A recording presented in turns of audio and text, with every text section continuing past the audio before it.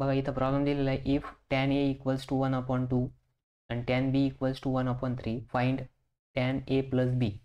मग बघा आपल्याला इथं काय फाइंड आउट करायचं आहे, tan a plus b. Given काय काय दिलेलं आहे, tan a इक्वल्स टू 1/2 दिलेलं आहे, काय दिलेलं आहे 1/2. आणि tan b इक्वल्स टू काय दिलेलं आहे, tan b इक्वल्स टू 1/3. ठीक आहे. मग आता आपल्याला काय फाइंड आउट करायचं आहे, tan a प्लस बी. मग tan a प्लस बीचा फॉर्म्युला तुम्हाला माहिती आहे बघा, tan a plus B equals to त्याचं काय येतं, tan a plus tan b, tan a plus tan b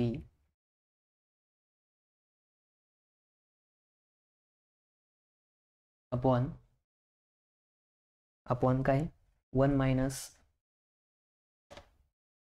tan a into tan b. ठीक आहे. मग बघा आता tan a माहिती आहे, tan b माहिती आहे, 1 minus tan a into tan b. आपल्याला याची व्हॅल्यू माहिती, मग ते व्हॅल्यू पुट करायची त्याच्या जागेवरती.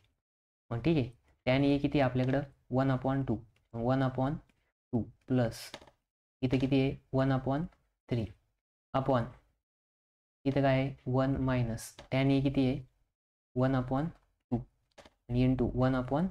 ठीक आहे.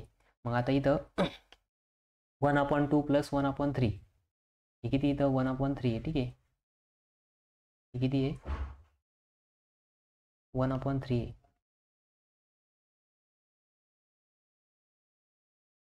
त्याच्यानंतर आता काय करायचं, क्रॉस मल्टिप्लिकेशन करायचं. मग आता वरती काय होणार, डिनॉमिनेटर सेम नाही, मग सेम करावं लागेल. म्हणजे वरती इथं 3 ने मल्टिप्लाय होणार, इकडे 2 ने मल्टिप्लाय होणार.